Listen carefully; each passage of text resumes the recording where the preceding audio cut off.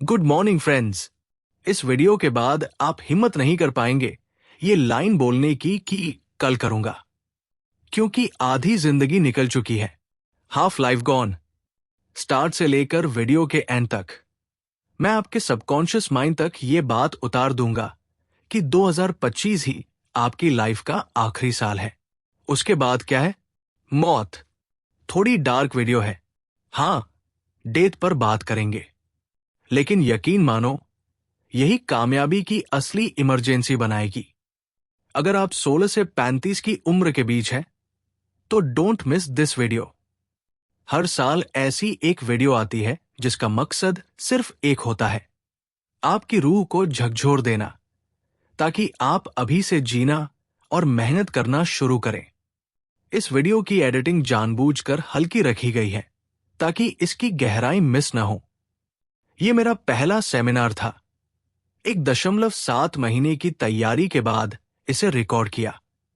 Mark my words, ये speech आपको अंदर से हिला देगी, आपको एक नया इंसान बना देगी। मैं ये सब बातें लिखते हुए, सोचते हुए, रिकॉर्ड करते हुए हर वक्त कांप रहा हूं। रोंगटे खड़े हो जाते हैं। पिछले 8 सालों में मैंने जितनी किताबें पढ़ी हैं, जितनी डॉक्यूमेंट्रीज देखी है, दुनिया के टॉप 1% लीडर्स और साइंटिस्ट्स को समझा है, सबका एक कॉमन पैटर्न निकला है। आज उन हजारों घंटों का सार इस वीडियो में फूटेगा। रॉबर्ट ग्रीन की कहानी सुनो। दी 48 लॉज ऑफ पावर के लेखक रॉबर्ट ग्रीन। गाड़ी चलाते वक्त अचानक स्ट्रोक आया। एक्सीडेंट से तो बच गए, लेकिन लेफ्ट बॉडी पैरालाइज हो गई। सोचो, जिंदगी भर पावर और लाइफ पर किताबें लिखने वाला इंसान जब मौत से आमने सामने हुआ, तब नया इंसान बनकर लौटा। आज भी वो व्हील चेयर पर है, लेकिन पूरी दुनिया में पॉडकास्ट, लेक्चर, यूट्यूब पर एक्टिव है। इसी को कहते हैं सेंस ऑफ अर्जेंसी। मौत को पास से देखने के बाद उनके अंदर जलने लगी एक आग।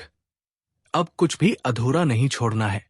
ओशो भी कहते हैं, अगर मौत न होती तो जीवन इतना खूबसूरत भी न होता।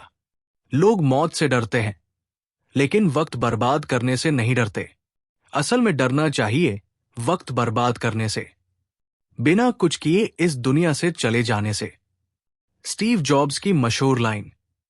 उन्होंने हर दिन आईने के सामने खड़े होकर खुद से पूछा, अगर आज मेरी जिंदगी का आखिरी दिन होता तो क्या मैं वही करता जो करने जा रहा हूं? अगर जवाब हाँ होता तो मतलब सब सही चल रहा है। अगर जवाब ना होता तो जिंदगी में बदलाव करना जरूरी है। इसीलिए बड़े बड़े क्रिएटर्स और बिजनेसमैन अपनी जेब में मोमेंटो मॉरी कॉइन रखते हैं, ताकि हर पल याद रहे, लाइफ शॉर्ट है, टाइम वेस्ट मत करो।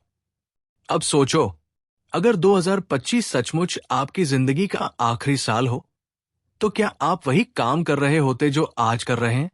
इस वीडियो को समझ लो जैसे आपकी कंपटी पर पिस्तौल रखी गई है और आपको मेहनत करवाई जा रही है।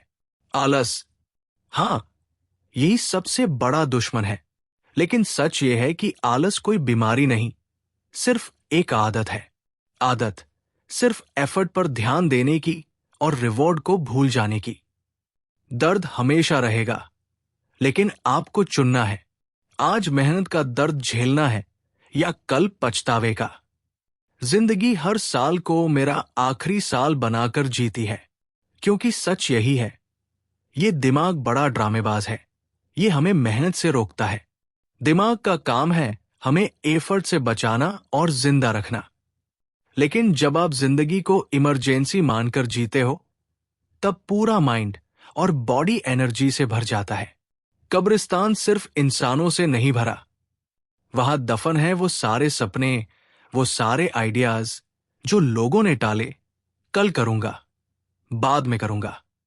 जिम रोहन कहते हैं, जिंदगी बड़ी किसकी होती है? जिसने 900 साल जिए? नहीं, जिंदगी बड़ी उस इंसान की होती है जिसने होश में जिया हुआ हर पल महसूस किया। हम सालों से नहीं, बल्कि होश से जिए हुए पलों से याद रखे जाते हैं। अलेक्जेंडर दी ग्रेट सिर्फ 15 साल की उम्र में अपनी पहली जंग जीत चुका था। और हम अब भी आलस, डर और टालमटोल में उलझे हैं। फर्क बस इतना है, उसने होश के साथ हर दिन जिया, हमने आधे दिन भी नहीं। अब एक सवाल अपने आप से पूछो, अगर कल सुबह आंख खोलते ही आपको पता चले कि 2025 का आखिरी दिन है, तो क्या आप वही करोगे जो अभी कर रहे हो? अगर जवाब नहीं है, तो आज से बदलो, क्योंकि वक्त कम है और सपने बहुत बड़े हैं। 2025 को अपना आखिरी साल मानकर जीना शुरू करो। आलस को आज ही मार डालो, हर दिन को क्लाइमेक्स बनाओ, क्योंकि आपकी जिंदगी एक फिल्म है और हीरो का असली मतलब यही है, वो आखिर में कुछ बड़ा कर जाए। सफलता का रास्ता मिल जाने के बाद सवाल ये नहीं है कि क्या करना है, असली सवाल है कैसे करना है। यही असली सफलता है। गायब होना तो आसान है, लेकिन वापस लौटकर दुनिया को चौंकाना, वही है असली जीत। सोचो, कितने लोग हैं जो कहते हैं मैंने कमबैक कर लिया, मैं कर रहा हूं। सब कहते हैं, लेकिन हकीकत में बहुत कम। जादूगर पर लोग ताली इसलिए नहीं बजाते कि उसने चिड़िया गायब कर दी। ताली तब बजती है जब वो चिड़िया को वापस ले आता है। मैजिक हॉल में सबसे गहरी चुप्पी तब छा जाती है जब मैजिशियन गायब करता है, लेकिन सबसे ज्यादा शोर और तालियां तब गूंजती है जब वो अचानक किसी और जगह पर वापस दिखता है। यही फर्क है गायब होने और प्रेस्टीज, कमबैक करने में। और असली तालियां मिलती है सिर्फ प्रेस्टीज पर। लेकिन ज्यादातर लोग कमबैक क्यों नहीं कर पाते? क्योंकि उन्हें जादू पसंद है, सच्चाई नहीं। लोग सच जानना ही नहीं चाहते कि जादू कैसे हुआ, बस चाहते हैं कि उन्हें जादू दिखता रहे। क्यों? क्योंकि भटकने का नशा उन्हें अच्छा लगता है। लेकिन ओशो कहते हैं, असली नशा है होश, भटकना नहीं। आज आप कितने घंटे काम कर रहे हो, ये मायने नहीं रखता। मायने रखता है 31 दिसंबर तक आपने क्या फिनिश किया, कौन सा काम पूरा हुआ, कौन सा सपना मुकाम तक पहुंचा। गायब होना कोई कमाल नहीं है, वापस आकर दुनिया को हैरान करना ही असली प्रेस्टीज है। और यही प्रेस्टीज आपको 1 जनवरी को चाहिए।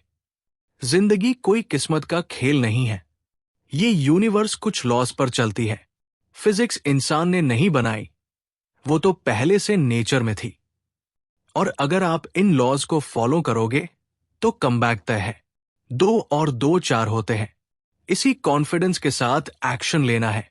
क्वांटम फिजिक्स हो या सबकॉन्शियस माइंड की ताकत, जब तक आप शक करोगे आप हारोगे। लेकिन जब भरोसा रखोगे तो हर सपना आपकी रियलिटी में बदल जाएगा। ये पूरी वीडियो स्टेप बाय स्टेप आपको यहां तक लाई है। लेकिन अब असली बात सुनो, अगर आपके अंदर ऑब्सेशन नहीं है तो कुछ काम का नहीं। ऑब्सेशंस का दूसरा नाम है मेहनत का नशा, पागलपन, फितूर। डॉक्टर एंड्रू ह्यूबरमैन, दुनिया के मशहूर न्यूरोसाइंटिस्ट, अपने पॉडकास्ट में रॉबर्ट ग्रीन को बुलाते हैं। वो कहते हैं, सर, आपकी मास्टरी किताब ने मेरी जिंदगी बदल दी। इतना ही नहीं, मैंने इसे अपने कोचिंग प्रोग्राम में कंपलसरी पढ़ाना शुरू कर दिया। सोचो, एक साइंटिस्ट जो अपने फील्ड का लेजेंड है, वो भी ऑब्सेशन को मानता है। लियोनार्डो डा विंसी की कहानी सुनो, जिसने मोना लीसा पेंट की। वो सिर्फ पेंटर नहीं था, वो एक साइंटिस्ट भी था। जब उसने एंजल के चेहरे पर सॉफ्ट ग्लो बनाना था, तो उसने चर्च में जाकर प्रे करने वाले लोगों को ऑब्जर्व किया, ताकि असली फील पकड़ सके। इंसान जब भगवान से प्रार्थना करता है तो उसके चेहरे पर कौन सी रोशनी होती है? जब उसे उड़ते हुए बर्ड्स को पेंट करना था, तो उसने बाजार से पक्षी खरीदे, घंटों ऑब्जर्व किया, स्केच बनाए, उनके पंखों को परफेक्ट तरीके से डिजाइन किया। उसका ऑब्सेशन इतना गहरा था कि पेंटिंग खत्म होने के बाद भी उसका जुनून खत्म नहीं हुआ। फिर वो सोचने लगा, इंसान क्यों नहीं उड़ सकता? और उसने प्लेन, हेलीकॉप्टर, पैराशूट जैसे डिजाइन्स बना दिए। यही है ऑब्सेशन की ताकत। मास्टरी किताब के पहले चैप्टर में लिखा है, डार्विन हाई आईक्यू वाला इंसान नहीं था, लेकिन उसके पास ऑब्सेशन था, और उसी ऑब्सेशन ने थियोरी ऑफ एवोल्यूशन दुनिया को दी। आईक्यू मैटर नहीं करता, ऑब्सेशंस मैटर करता है। यही फर्क है विनर्स और लूजर्स में। अब आखिरी बात, अगर आज तक आप मेंटली तैयार हो चुके हैं तो अब बारी है एक्शन की, क्योंकि अगर एक्शन नहीं लिया तो दिन कब ढल जाएगा, शाम कब बीत जाएगी और साल कब खत्म हो जाएगा, पता ही नहीं चलेगा। वक्त किसी को मिलता नहीं है, वक्त निकालना पड़ता है।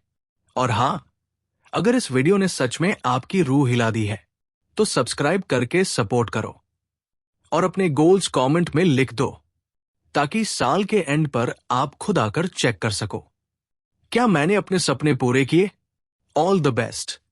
मैं कोच RKS आपके सपनों को दिल से सपोर्ट करता हूं।